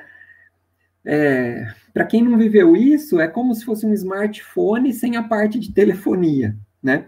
Porque isso foi aconteceu paralelo com a indústria de smartphones, né? Isso depois convergiu, né? Mas em 1990 você já tinha uma caneta, você escrevia, tirava nota, tinha agenda, tinha editor de texto num dispositivo na palma da mão, né? Em 1990, né? Com Apple Newton. Alguns anos depois, lá para 2000, entre 2000 e 2010, eu generalizei aqui, a gente teve processador ARM, aí por trás, né, viabilizando o iPhone, iPad, iPod, celular da Nokia, DVD player, navegador GPS, todos esses dispositivos, gadgets que a gente fala, né, brinquedos que surgiram aí nos anos 2000, entre 2000 e 2010, todos usavam processador ARM, todos tem uma estatística, acho que o pessoal fala em 90%, né, a grande maioria usava processador ARM, né. O primeiro smartphone, né, o primeiro smartphone Android, o G1, né, fabricado pela HTC, processador ARM, né, e por aí vai, né? A gente pode ficar aqui falando de dispositivo um tempão, né? E enquanto isso estava acontecendo, pessoal, a gente viu a Intel fazendo um grande esforço, né? Por vários anos, e talvez esse esforço até continue, em ter a Intel mais presente no mercado de dispositivos móveis, embarcados, né? Que é a maior fatia de processadores do mundo. Falamos disso na primeira aula. A maior parte dos processadores do mundo estão em sistemas embarcados, né? E a Intel fez vários esforços, né? E uma coisa que eu posso afirmar é que a Intel tem uma equipe muito competente, né? Isso é óbvio, né? A gente vê pela qualidade dos processadores Intel. Mas talvez por uma questão de modelo de negócio, decisão estratégica, eu não vou saber falar, parece que a Intel nunca acertou a mão como a ARM acertou, né? Então, a Intel chegou, por exemplo, em 2014, a fabricar processadores ARM. Ó, essa aqui é a imagem de um processador ARM fabricado pela Intel. Como eu falei, né, falei isso na aula passada, mas voltando, a ARM Holdings licencia seus processadores para quem quiser fabricar. Então, você tem processador ARM da Samsung, da Toshiba, da Broadcom, da NVIDIA, e aí em 2014 você tinha processador ARM da Intel, né? Então ela fabricou, né, vendeu por um tempo, né, chamava X-Scale, e depois acabou vendendo, né, se eu não me engano, vendeu para a Marvell, para uma outra empresa, né? Não sei se eles não viram futuro nisso, né? Não vou saber dizer. Mas uma das coisas que o pessoal fala, discute aí, né, nos fóruns, é que a Intel sempre acreditou na superioridade da arquitetura x86, que é o PC. E a Intel fez vários esforços, inclusive projetou, fabricou e vende processadores para sistemas embarcados, né? Por exemplo, o Atom, né? Alguns notebooks têm Atom, mas a Intel fabrica o Atom. Alguns celulares usam o Intel Atom, né? Tem o Intel Quark, né? Que são processadores x86 CISC.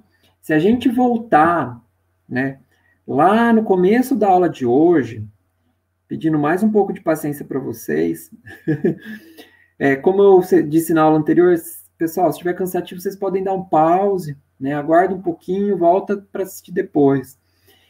Então, esses processadores Intel são processadores CISC, né, que precisam de vários chips externos, né? Então, eles têm uma arquitetura que precisa de vários chips externos, além de serem CISC. Então, a x86 é uma arquitetura extremamente poderosa, né? Mas, para você montar um sistema embarcado com um processador x86 aí da Intel, você precisa de vários chips auxiliares externos, então você precisa de mais espaço, normalmente, na placa, né? Embora a Intel tenha tentado colocar chips auxiliares aí com bastante integração, né? E a Intel lançou vários produtos para o mercado maker, né? Para o mercado de embarcados maker, né? O Intel Galileu, o Intel Edison, né? Inclusive compatíveis com o Arduino, que você usa lá no Arduino IDE. Mas aí eu não sei o que aconteceu, a Intel descontinuou, tá? O Galileu, o Edison, né? E parece que a Intel, várias vezes eu vi isso acontecer, a Intel entra no mercado de embarcados, fica um tempo, sai. Entra, fica um tempo, sai, né? Então, A Intel, mas vamos lembrar aqui, né, que o 8051, né, né, o Intel 8051 é um dos microcontroladores mais usados de todos os tempos. Não é um carro forte hoje da Intel, né? Na verdade, hoje tem vários fabricantes não Intel que fabricam chips compatíveis com 8051. Bom, enquanto a Intel faz todo esse esforço para entrar ou se manter, né, ou ser competitiva no mercado mobile e de embarcados, né, a gente tem os processadores ARM se popularizando ainda mais, né. Aula passada eu mostrei uma Raspberry Pi, né, uma Raspberry Pi Zero, essa aqui é uma Raspberry Pi 2, né, que tem aqui, ó, um processador ARM, né. Então a gente tem aqui um processador ARM de altíssima performance, 4 núcleos, quad-core de 1.5 GB cada núcleo, né? Isso na Raspberry Pi 4, mas essa aqui também é quad-core, né? Com valores de 5 a 35 dólares rodando Linux, né? Então isso aqui, quando o meu computador dá problema, eu uso isso aqui como um computador tranquilamente, né? Você liga uma tela, aqui no HDMI, ela tem uma saída HDMI, você liga uma tela, você liga um teclado e mouse, liga a rede, tem Wi-Fi, Bluetooth, né? Você tem um computador completo de 35 dólares, você leva no seu bolso, né? E uma coisa que eu gosto muito, não esquenta tanto, não precisa de ventoinha, né? Aquela ventoinha que faz barulho irritante, né? Extremamente eficiente em termos energéticos, né? Gasta muito pouca energia. Isso aqui gasta coisa de 1 watt de energia, né? Bem pouco, né? Para o que ele faz, você pode assistir Netflix, né? Editar texto, né? Você roda um Linux completo, dá para pôr o Ubuntu aqui. E eu acho que isso chamou tanto a atenção da Microsoft, né? Eu vi isso acontecer, todo mundo começando a usar Linux, Ubuntu, porque a Raspberry só rodava Linux, né? Que em certo momento a Microsoft tomou uma decisão e lançou o Windows 10 para Raspberry, para ARM, né? Então Windows 10 para arquitetura ARM, porque começou a surgir notebook, laptop, computador, tudo com processador ARM, não roda o Windows.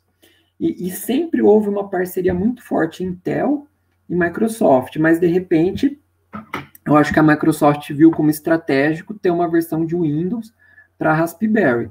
Inclusive tem uma versão gratuita, né, que roda aí na Raspberry. A gente andando um pouquinho mais no tempo, pessoal, agora, finalzinho de 2020, então agora mesmo, muito recentemente, a NVIDIA, né, fechou a compra da ARM Holdings, né, por 40 bilhões de dólares, né, 40 bilhões de dólares, que é a fabricante dos processadores ARM que a NVIDIA já usava nos seus SoCs, Tegra e outros, né? Então, eu acho isso uma outra coisa impressionante aí do mercado e como é dinâmico. E aí, gente,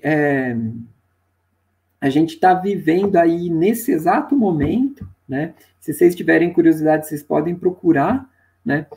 Finalzinho de novembro, dezembro de 2020 foi anunciado o Apple M1, é um processador feita em parceria com a Apple, né, ou da própria Apple, né, mas que dentro dele tem vários núcleos ARM. Então, é um processador da Apple baseado em núcleos ARM para a próxima geração de computadores Apple, né. Então, já em fevereiro de 2021, agora a gente está em fevereiro de 2021, né, já foram anunciados alguns modelos de computadores Mac novos, já com processador Apple M1, que normalmente nos últimos, sei lá, 10, 15, 20 anos, a Apple usava processadores Intel, né? Então, o que está acontecendo é que a Intel começou uma campanha publicitária, assim, fortíssima, né? Eu fiquei até chocado, para falar a verdade, né? Mas é compreensível, né? Mas a Intel está colocando, por exemplo, if you can power a rocket launch and launch a Rocket League, you are not on a Mac, né? Então eles estão falando assim, se você consegue usar o Photoshop, você não está no Mac, né? Se você consegue jogar tal jogo, você não está no Mac. Por quê? Existem muitos softwares que são da arquitetura x86, PC, né? E aí, quando a Apple passa a fabricar computadores com arquitetura, né, computadores com processador Apple M1, arquitetura ARM, ela está tirando da Intel um mercado enorme, né? E repetindo o que eu já falei, a Intel tem sim muita qualidade, são processadores de altíssimo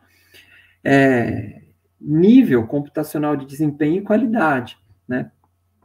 Porém, vou colocar aqui uma coisa, não é uma crítica, né, é uma reflexão. A Intel tem que carregar todo o legado x86, todo o conjunto de instruções complexas, né? Então, é um processador que normalmente gasta mais energia, esquenta mais, né? Por quê? Porque você tem um conjunto de instruções complexos, né? Você tem o legado desse conjunto de instruções, né, que remonta a 8086 de muitos anos atrás. Então, para você manter compatibilidade a cada novo processador, isso é complicado. O pessoal da ARM é totalmente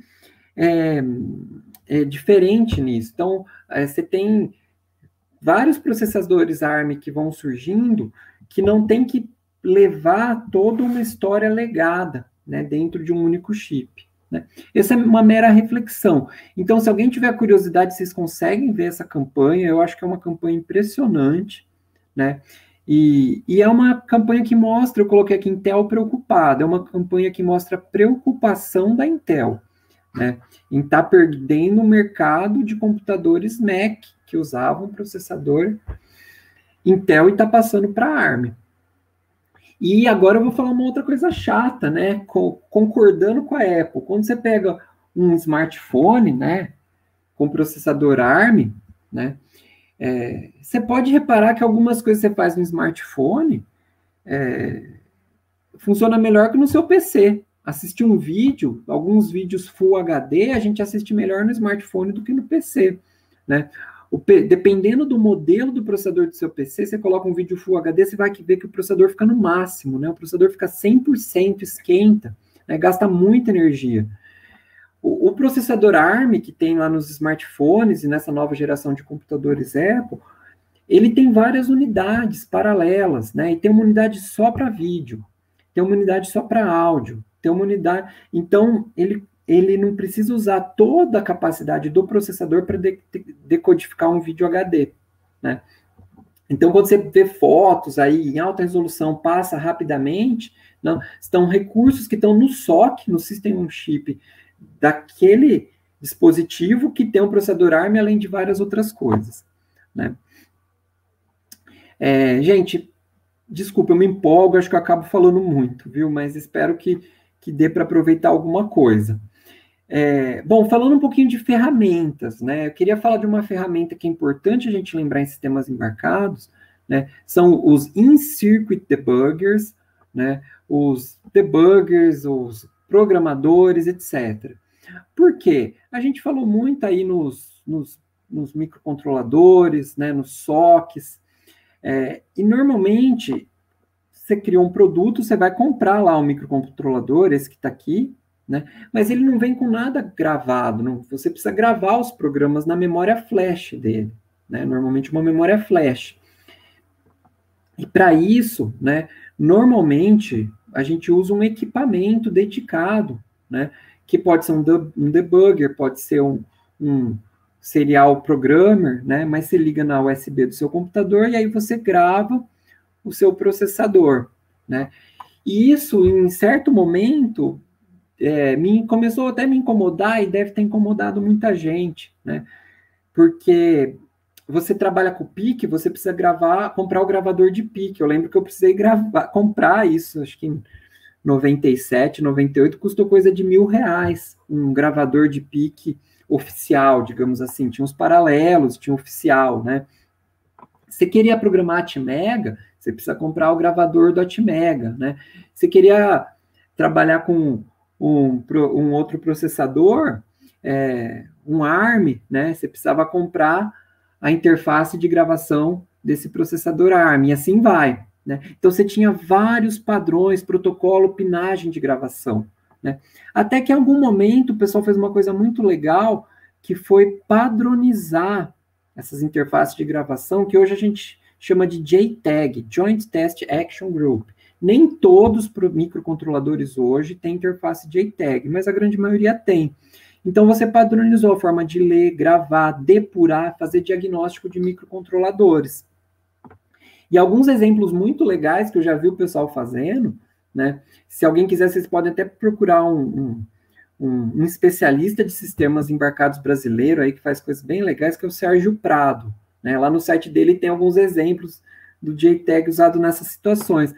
Por exemplo, você pegar um HD, o HD do seu computador, né? Lembra que eu falei que sistemas embarcados estão em várias unidades do computador, né?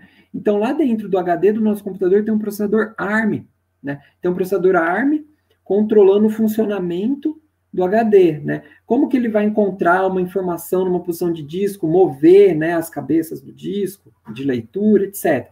Então, tem gente que coloca um JTAG ali no HD e consegue ver o que tem no processador do HD e como que o HD funciona, né? Roteadores Wi-Fi, você consegue ligar um JTAG ali e pegar o firmware do roteador, ou atualizar, né? Normalmente a gente atualiza via web, mas vamos supor que tem um problema, que você quer pegar o firmware ali interno, né?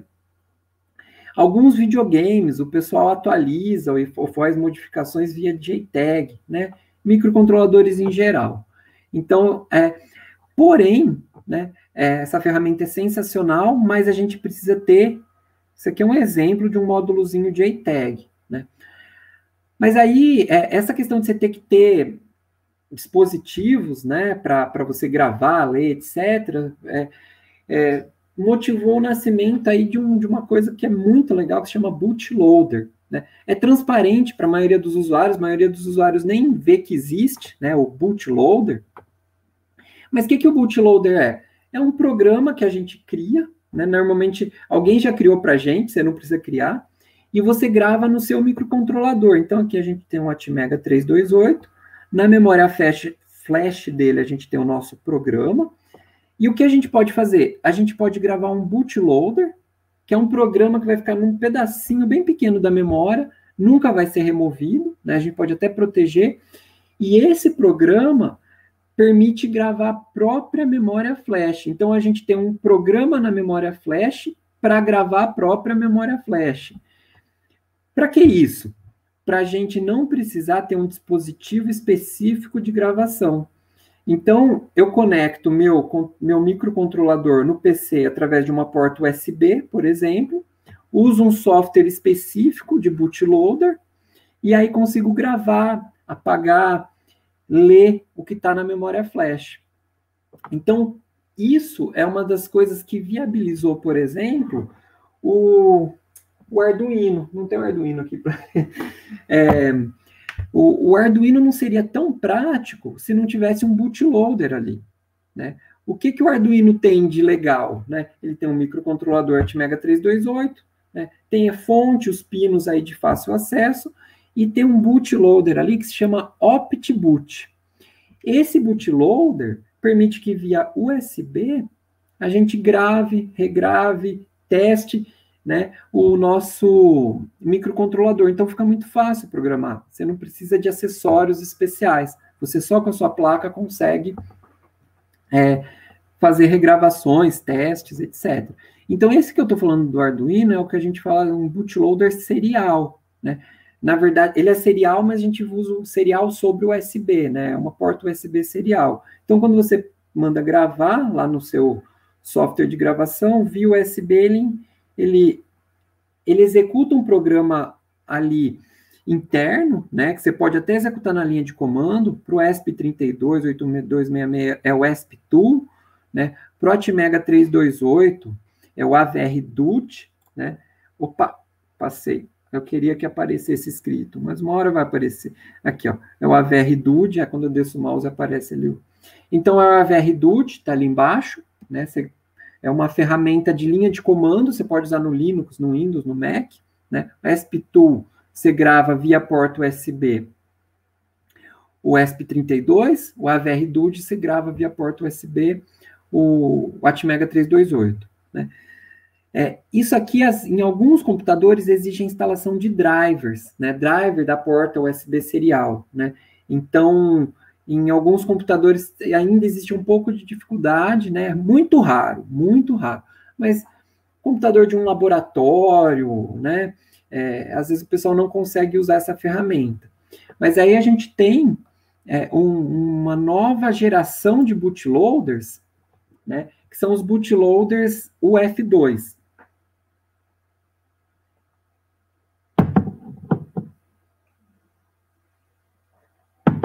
Então, esses bootloaders UF2, quando você tem uma placa com esse bootloader, né, por exemplo, essa aqui, né, a Microbit, e até uma curiosidade, essa aqui é a BBC Microbit, e eu não falei do BBC Micro, né, lá da Arcorn, né, agora a gente tem a BBC de novo aqui, ó, querendo fomentar atividades maker, né, através da Microbit. Então, essa é uma placa que tem tem Bluetooth, tem acelerômetro, tem vários acessórios, é uma placa maker, né, tem vários pinos aqui, né, e usa esse bootloader que eu vou falar daqui a pouquinho. Outra placa que usa esse bootloader é a que eu mostrei agora há pouco para vocês, essa placa STM32 com processador ARM, né. Inclusive, eles fizeram uma coisa bem legal, a parte de bootloader tá aqui, ó, tá nessa plaquinha separada. Se depois que a gente gravar, a gente quiser destacar essa placa, você tem seu sistema funcionando desse lado, e aqui é só a parte de gravação. Então, aqui você tem um sistema com um bootloader que grava esse outro processador, né? E esse bootloader, ele tem uma característica muito especial, né? Quando você liga esse dispositivo na USB do computador, o computador identifica essa placa, essa ou outras que tem esse tipo de geração de bootloader como um pendrive. Então, você não precisa fazer uma transferência serial, instalar um driver. Apareceu um pendrive, você arrasta o programa para esse pendrive. Quando você arrasta o programa, essa parte aqui do bootloader grava o seu processador principal. Então, você atualiza o seu código do sistema embarcado, o seu firmware, copiando o arquivo como se fosse um pendrive. Então, isso foi uma sacada, né? Uma sacada genial aí do pessoal. Microsoft participou bastante disso, né? Tem toda uma linha aí de bootloaders, né, que a Microsoft ajudou bastante no desenvolvimento, inclusive abertos, tá? Outras ferramentas, agora eu prometo que está terminando. Já prometi várias vezes, mas agora é verdade. Outras ferramentas que eu queria comentar, né? Essa placa que eu falei para vocês, que tem um processador ARM, o pessoal criou uma abordagem muito legal de trabalho. Você tem um compilador online, você não precisa instalar nada no seu PC, né? Você acessa o compilador online ali, mbed, code, acho que é code.mbed.org ou .com. Você programa em C online, tem milhares de bibliotecas prontas, e você compila o programa online, né? Então, você não precisa instalar nada. Quando você compilou, você baixa o arquivo, e aí você copia esse arquivo como se estivesse copiando para um pendrive, e o programa está instalado na sua placa, né? Uma outra ferramenta muito popular que exige instalação é o Arduino IDE, né? Apesar do pessoal associar muito isso ao mercado maker, né, a parte mais robista, cada vez mais está surgindo ferramentas mais profissionais no Arduino IDE. Então, na verdade, o Arduino IDE é só uma interface bem simples, mas extensível, né? Então, por exemplo, as placas que eu comentei da Intel, Galileo, Edison, você consegue programar no Arduino IDE. A ESP8266, você consegue programar no Arduino IDE. ESP32, né? Então, você vai instalando pacotes e você vai conseguindo programar toda uma grande quantia de placas, né? Então, é uma ferramenta, vamos dizer assim, genérica, que funciona para o Arduino, mas também para uma série de outras placas. Inclusive, você pode customizar a sua placa ali, né? Tem, por exemplo, essa placa aqui, ó. Essa placa aqui que chama Alpha Maker, né? Uma placa aí bem interessante, fabricada aqui na nossa cidade, em São Carlos, São Paulo, né? Ela tem vários recursos interessantes, né? Ela é, vamos dizer que é compatível com o Arduino Mega, mas é um processador mais poderoso, e eu não sei se é propaganda, acho que não é propaganda, mas ela é fabricada pela PET, né? Mas por que eu quis comentar isso?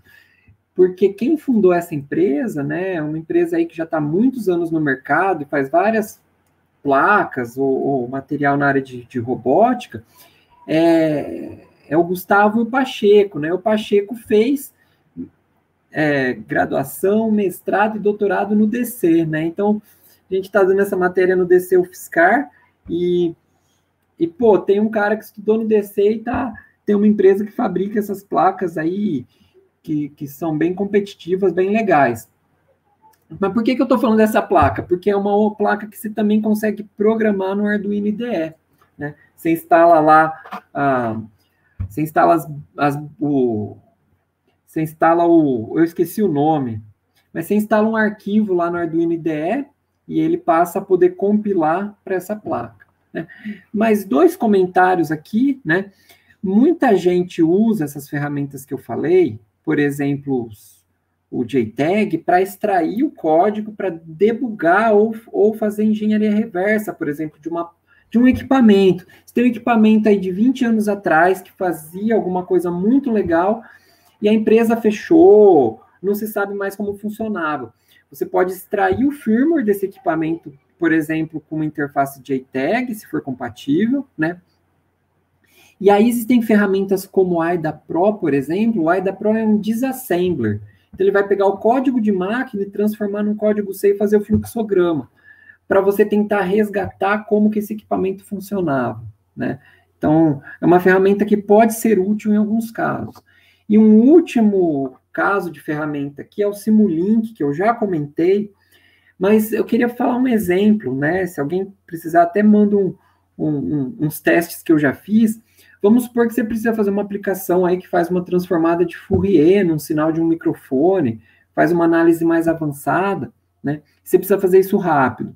Eventualmente, para você programar isso do zero, vai dar um pouco de trabalho, né? Ou você usa uma biblioteca pronta, ou você pode criar um bloco FFT, lá no Simulink, um bloquinho, ligar o microfone nesse bloquinho e tomar uma decisão, né? Você faz isso aí em alguns minutos no Simulink, você pode gerar código para o Arduino, para um processador ARM, para um FPGA e vários outros dispositivos. E a gente também tem uma versão aberta, né, que é o Scicus, né? O Scicus funciona junto com o Scilab, né? O Scilab aí é uma versão parecida com o MATLAB, só que gratuito, aberto, e o Scicus para uma versão aí que você cria sistemas aí, gera código a partir de blocos, né? Parecido com o Simulink, mas open source, né? E aqui eu vou deixar uma sugestão de reflexão para uma atividade prática, né, dessa semana para a próxima. E, na verdade, eu estava ansioso para o nosso encontro presencial, que vai ser agora na quarta, que a gente combinou, né, gente, quarta-feira às 10 horas, mas eu fiquei pensando aqui num desafio, eu lembrei desse... Lembrei não, tive essa ideia, não sei se é uma boa ideia, para ser sincero, mas pensei o seguinte... Pensa numa máquina de lavar, né? Eu já tive um problema aqui em casa, né? Talvez alguém já tenha tido, eu tive algumas vezes, que você colocar uma roupa, né, para lavar e esquecer de tirar, né? Daí depois acaba ficando tudo amassado, né? Então, fazer um sistema que monitora a máquina de lavar, né? E talvez possa até medir o consumo de energia para depois falar, essa máquina gastou tanto de energia em tanto tempo, né? E avisa quando a máquina desligou. Por exemplo, pode mandar um SMS, pode mandar um e-mail, mandar um WhatsApp, um Telegram, né? Existem formas de fazer isso, né? Mandar uma mensagem avisando, o processo acabou. Mas aí eu pensei que isso talvez poderia ser usado num condomínio ou no alojamento da UFSCar, que tem várias máquinas. De repente a gente podia agendar. A máquina podia estar desligada, você agenda via web, eu vou usar ela por 1 hora. agendei, então você já sabe que a máquina está disponível para você, você não precisa chegar lá e ficar esperando, né? E aí ela só vai liberar para quem está agendado, né? Então, é bom para todo mundo, né? E, de repente, você pode até sair para dar uma voltinha e você recebe um aviso quando a máquina terminar. De repente, uma lavanderia, um condomínio, poderia até ver aí quanto de água e energia cada um está gastando, né? Então, eu queria que vocês pensassem um pouquinho, que vocês refletissem como vocês implementariam esse sistema. Aqui já tem coisas... Tem um passo a mais do último, né? Tem medir o consumo de energia da máquina, se alguém quiser medir o consumo de água, ativar ou desativar a energia da máquina e conexão com a internet, né? A gente vai ter uma aula só sobre isso, mas eu queria que vocês já começassem a pensar como que você vai conectar essa máquina na rede para enviar mensagens, né? E mandar dados de monitoramento. Pessoal, então, concluindo a aula de hoje, a gente tem o mesmo livro da aula passada, que eu queria deixar aí um pedido, que vocês leiam o capítulo 8 e 9, né? Introduction to Embedded Systems, né? O capítulo 8 e 9 fala um pouquinho de microcontroladores, processadores, arquitetura Harvard e von Neumann, né? Então, quem quiser aprofundar um pouquinho, né? Sugiro ler, é bem interessante. Se alguém tiver um pouco mais quiser ver um pouco mais de assunto concreto, né? Eu falei do TCC do Caio na última aula, lá com o projeto BIPs, né? A gente teve o TCC da Luana, Engenharia da Computação UFSCar, que fez um sistema com monitoramento dos rios de São Carlos, né? Se alguém tiver curiosidade, ver mais um pouco de detalhe do microcontrolador com sensores, né? Tá aqui o link para o TCC. E aqui eu queria deixar 2 artigos aí que nós e nossos parceiros aí de pesquisa desenvolvemos, né? Um é Towards Green Data Centers, a Comparison of x86 and ARM Architecture's Power Efficiency, né? Então, em direção aos data centers verdes, né? É uma tradução, assim, geral. Uma comparação da eficiência energética de arquiteturas ARM e x86. Foi um trabalho bem legal que a gente fez, comparando a eficiência energética e o aquecimento de processadores ARMS e x86, né? Não vou dar spoiler, se alguém quiser, pode ir lá ler, é bem interessante, né? Mas é uma coisa mais técnica.